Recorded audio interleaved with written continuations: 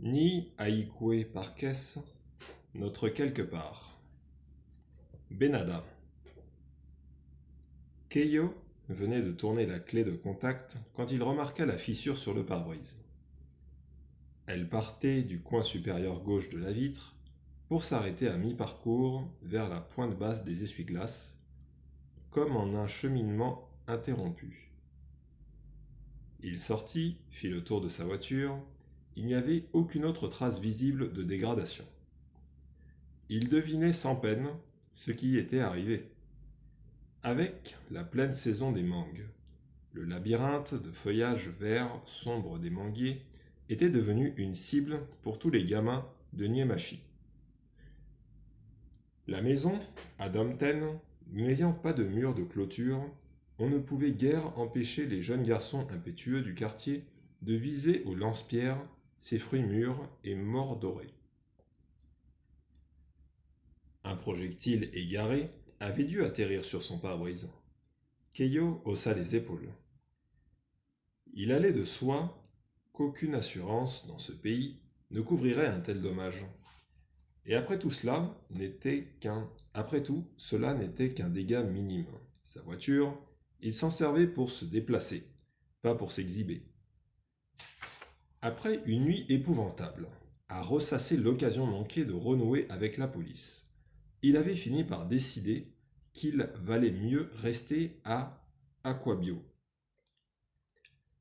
Si la police du Ghana tenait vraiment à le recruter, il n'avait qu'à examiner son dossier de candidature et lui proposer un poste digne de ce nom, pas juste une espèce de mission au hasard sur un dossier non classifié.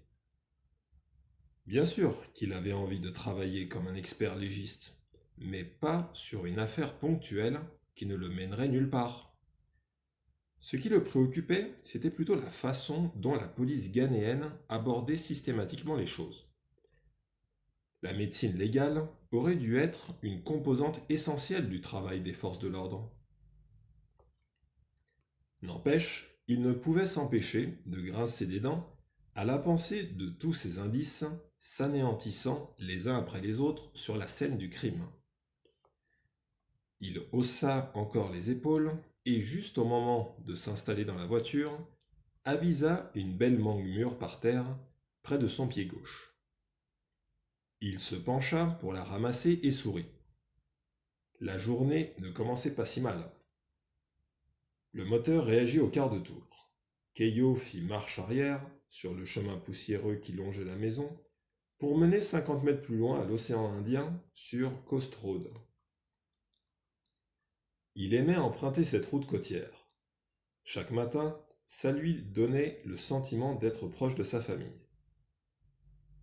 La veille, son père avait pris la mer peu après que Keio était allé se coucher. Il était revenu à terre au petit matin avec la pêche de la nuit. Sur la plage, la mère de Keio et les autres marchandes de poissons attendaient maintenant que les pêcheurs aient fini de ramener leurs filets, puis elles se mettaient au travail, triant les poissons par espèce et par taille en prévision du marché. Le rituel lui était familier.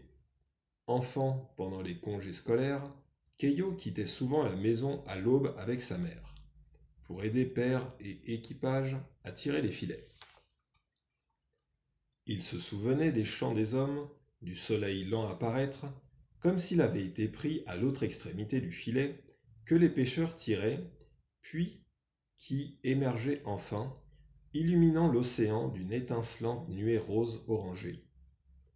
Tout le long du rivage miroitait cette lumière, qui se reflétait sur les grandes bassines d'aluminium des marchandages de poissons, en pâles éclats scintillants, comme autant de clins d'œil de l'horizon. Keio auscultait le ronronnement du moteur en passant les vitesses et regardant défiler la côte toujours plus vite. Il avait un temps envisagé acheter un lecteur CD pour la voiture, mais ça non plus n'était pas une priorité. Son jeune frère, Kakra, était sur le point de terminer son service national et d'entrer à l'université. Keio aurait donc bientôt à payer ses frais d'hébergement étudiant. Heureusement, sa sœur n'en avait plus que pour 1 an. Il se gara sur le parking d'Aquabio, récupéra son portable dans la boîte à gants et descendit. Joseph était le seul technicien à son poste dès 7h30. En le saluant, Keio se rappela qu'il avait prévu de demander pour lui une augmentation de salaire. D'ailleurs, il allait en profiter pour se faire augmenter lui-même. Il en avait assez d'être toujours pris pour le dévoué de service. Une liasse de résultats d'analyse l'attendait dans la bannette au-dessus de la colonne de classement grise. Keio s'en saisit et commença à les parcourir en s'installant à son bureau. Il fut soulagé de constater qu'ils concernaient tous les analyses d'ingrédients et produits chimiques et produits simples. Aucune analyse médicale, cela signifiait que la journée de travail serait plus légère. Quand il y avait des échantillons médicaux à traiter, Keio préférait descendre au labo et refaire tous les tests lui-même avant de se prononcer sur un diagnostic. C'était sa façon à lui de se rappeler que des vies humaines étaient en jeu, et que tout de même, son travail n'était pas sans importance. Les analyses de produits destinés à la commercialisation ne nécessitaient de sa part que la rédaction de rapports sommaires, précisant si oui ou non les échantillons soumis répondaient bien aux normes requises, et sinon, pourquoi.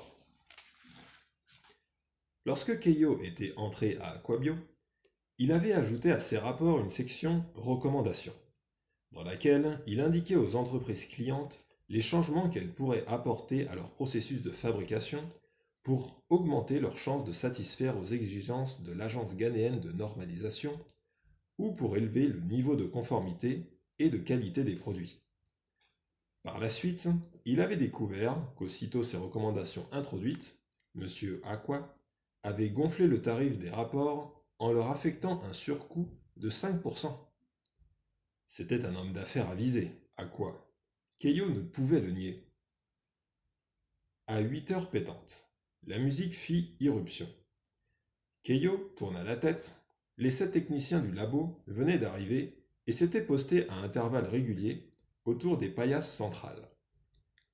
Les 2 femmes de l'équipe se parlaient de part et d'autre. Tout en installant pince et bec benzène, Joseph se tenait près du poste de la radio, dont il baissait le volume. On écoutait Zulu Wedding de Hugues Masekela. Keio aimait beaucoup ce morceau, mais il résista à l'envie de faire signe à Joseph pour qu'il monte le son.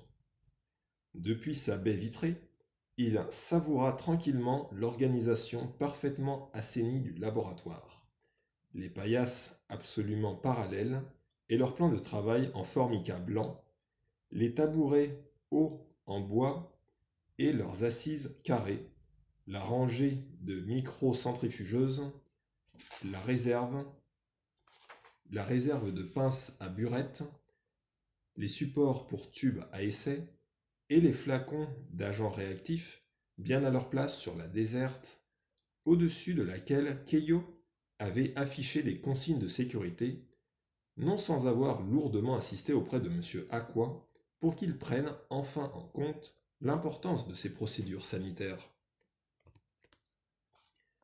Keio se replongea dans les résultats transmis par Joseph. Ils étaient présentés sous forme de graphiques, assortis de commentaires et de synthèses reprenant point par point les conclusions des analyses auxquelles chacun des échantillons avait été soumis. Keio ramassa la disquette que Joseph avait laissée près de son ordinateur et l'inséra dans le lecteur. Elle contenait les synthèses que Keio reprenait habituellement pour rédiger ses propres rapports.